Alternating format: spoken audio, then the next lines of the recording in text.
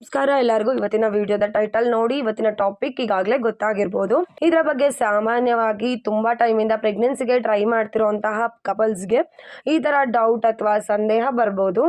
ಕೆಲವರು ಇದನ್ನ ಕಮೆಂಟ್ ಅಲ್ಲಿ ಅಥವಾ ಡೈರೆಕ್ಟ್ ಆಗಿ ಕೇಳ್ತಾರೆ, ಇನ್ ಕೆಲವರು ಕೇಳೋದಕ್ಕೆ ಹಿಂಜರಿತಾರೆ. ಒಂದ್ ವೇಳೆ ನೀವೇನಾದ್ರೂ ಪ್ರೆಗ್ನೆನ್ಸಿಗೆ ಟ್ರೈ ಮಾಡ್ತಾ ಇದ್ರೆ, ನಿಮ್ಗೆ ಏನಾದ್ರೂ ಕನ್ಫ್ಯೂಷನ್ ಆಗ್ಲಿ ಗೊಂದಲ ಆಗ್ಲಿ ಇದ್ರೆ ದಯವಿಟ್ಟು ಈ ವಿಡಿಯೋನ ಕಂಪ್ಲೀಟ್ ವಿಡಿಯೋ ನೋಡಿ, ಎಲ್ಲೂ ಸ್ಕಿಪ್ ಮಾಡ್ದಲೆ. ಮತ್ತೆ ಈ ವಿಡಿಯೋ ಅಥವಾ ಮಾಹಿತಿ ಯೂಸ್ಫುಲ್ ಅಂತ ಅನ್ಸಿದ್ರೆ ದಯವಿಟ್ಟು ಎಷ್ಟು ಸಾಧ್ಯನೋ ಅಷ್ಟು ಶೇರ್ ಮಾಡಿ ಮತ್ತೆ ಲೈಕ್ ಮಾಡಿ. ಮೊದಲನೇದಾಗಿ ಜನರಲ್ ಆಗಿ ನಿಮ್ಗೆ ಗೊತ್ತಿದೆ ಒಂದು ವಿಚಾರ, ಅದನ್ನ ಸಣ್ಣದಾಗಿ ಇನ್ನೊಂದ್ಸತಿ ತಿಳ್ಸೋಕೆ ಇಷ್ಟಪಡ್ತೀನಿ. ಒಂದು ಪುರುಷನಿಂದ ಬಂದಂತಹ ಸ್ಪರ್ಮ್ ಅಥವಾ ವೀರ್ಯ ಅಂತ ಏನ್ ಹೇಳ್ತಾರಲ್ಲ, ಅದು ಹೆಣ್ಣಿನ ಗರ್ಭಾಶಯದ ಒಳಗೆ ಮ್ಯಾಕ್ಸಿಮಮ್ ಆಗಿ 3 to 5 days ತನ ಜೀವಂತವಾಗಿ ಇರಬಲ್ಲದು. ಅಂದ್ರೆ ಒಂದು ಸ್ಪರ್ಮ್ ನ ಲೈಫ್ ಸ್ಪೈನ್ ಒಂದು ಹೆಣ್ಣಿನ ಗರ್ಭಾಶಯದ ಒಳಗೆ 3 to 5 days ತನ ಇರುತ್ತೆ. ಒಂದ್ ವೇಳೆ ನೀವೇನಾದ್ರೂ ಅದೇ ಟೈಮಲ್ಲಿ ಅಂಡಾಣು ಬಿಡುಗಡೆ ಆದಂತಹ ಟೈಮಲ್ಲೇ ನೀವೇನಾದ್ರೂ ಸೇರಿದ್ರೆ, ಆ ಟೈಮಲ್ಲಿ ವೀರ್ಯ ಹೋಗಿ ನಿಮ್ಮ ಅಂಡಾಣು ಅಥವಾ ಮೊಟ್ಟೆ ಅಂತ ಹೇಳ್ತಾರಲ್ಲ, ಸೊ ಅಂದ್ರೆ ರೆಡಿ ಆಗಿರುವಂತಹ ಮೊಟ್ಟೆಗೆ ಅಲ್ಲಿ ಸೇರಿ ಅದರಿಂದ ಫಲೀಕರಣ ಆಗ್ಬಿಟ್ಟು ಪ್ರೆಗ್ನೆನ್ಸಿ ಜರ್ನಿ ಕಂಟಿನ್ಯೂ ಆಗುತ್ತೆ. ಒಂದು ವೇಳೆ ಏನಾದ್ರೂ ನೀವು ಸೇರೋಂತಹ ಟೈಮಲ್ಲಿ ಏನಾದ್ರೂ ಓವಲೇಷನ್ ಆಗದೆ ಇದ್ರೆ, ಅಂಡಾಣು ರೆಡಿ ಇಲ್ಲದೆ ಇದ್ರೆ, ಎಗ್ ರೆಡಿ ಇಲ್ಲದೆ ಇದ್ರೆ, ಆ ಟೈಮಲ್ಲಿ ಆ ವೀರ್ಯ ಏನ್ ಇದೆ ಅಲ್ಲ, ರಿಲೀಸ್ ಆದಂತಹ ವೀರ್ಯ 3 to 5 days ತನ ಮೊಟ್ಟೆಗಾಗಿ ವೇಟ್ ಮಾಡ್ತಾ ಇರುತ್ತೆ. ಅದಕ್ಕೇನೆ ಮೊದಲೇ ಹೇಳಿದ್ದೆ 3 to 5 days ಅಂತ. ಈ 3 to 5 days ತನ ಆ ವೀರ್ಯ ವೇಟ್ ಮಾಡ್ತಾನೆ ಇರುತ್ತೆ ಮೊಟ್ಟೆ ರಿಲೀಸ್ ಆಗ್ಲಿಕ್ಕೆ. ಇನ್ ಕೇಸ್ ಅದೇ ಒಂದ್ ವೇಳೆ ನೀವು ಸೇರೋ ಟೈಮಲ್ಲಿ ಏನಾದ್ರೂ ಮೊಟ್ಟೆ ರಿಲೀಸ್ ಆಗಿದ್ರೆ ಅಥವಾ ರೆಡಿ ಆಗಿದ್ರೆ ಅದು ಹೋಗಿ ಅಟ್ಯಾಚ್ ಆಗುತ್ತೆ.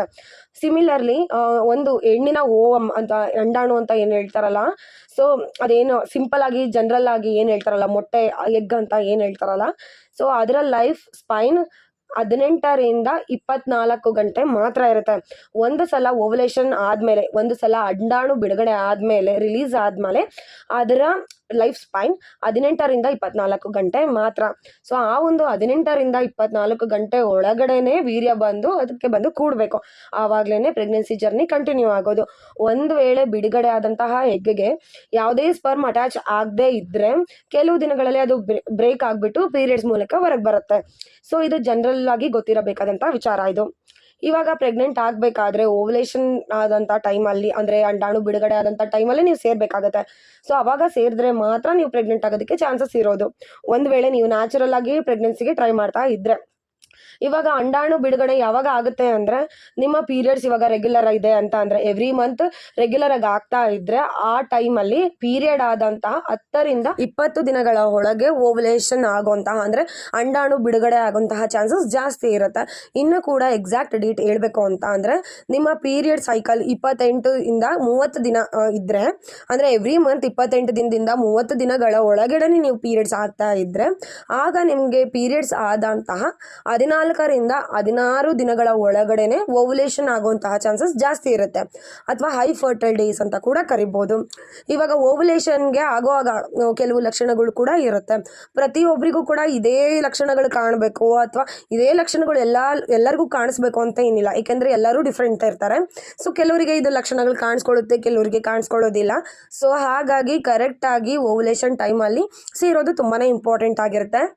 ನೆಕ್ಸ್ಟ್ ಪಾಯಿಂಟ್ ಬಂದು, ಡೈಲಿ ಸೇರ್ಬೇಕಾ ಅಂದ್ರೆ, ಪ್ರೆಗ್ನೆಂಟ್ ಆಗಬೇಕು ಅಂದ್ರೆ ಡೈಲಿ ಸೇರ್ಬೇಕಾ ಅಂತ ನಿಮ್ಗೆ ಏನಾದರೂ ಕ್ವಶನ್ ಇದ್ರೆ, ಆಕ್ಚುಲಿ ಹಸ್ಬೆಂಡ್ನ sperm semen analysis sperm count ಎಲ್ಲ ನಾರ್ಮಲ್ ಆಗಿದ್ರೆ, ನೀವು ಡೈಲಿ ಪೀರಿಯಡ್ ಆದಂತಹ, ಅಂದ್ರೆ ಡೈಲಿ ಪೀರಿಯಡ್ಸ್ ಆದಂತಹ 10 ದಿನ ಆದಮೇಲೆ ಡೈಲಿ ಸೇರಿದ್ರು ಕೂಡ ಯಾವುದೇ ರೀತಿ ತೊಂದರೆ ಕೂಡ ಆಗೋದಿಲ್ಲ.